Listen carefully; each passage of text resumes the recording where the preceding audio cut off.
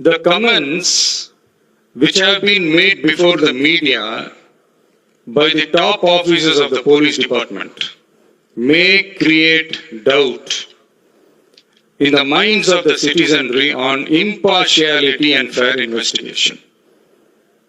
The faith and trust of the general public on the process of investigation must be restored in the criminal justice system. அதாவது அரசு காவல் உயர் அதிகாரிகள் ஊடகங்களிடம் பேசியது என்பது பொதுமக்களிடையே நியாயமான விசாரணை நடக்குமா என்ற சந்தேகத்தை ஏற்படுத்தக்கூடும் என்றும்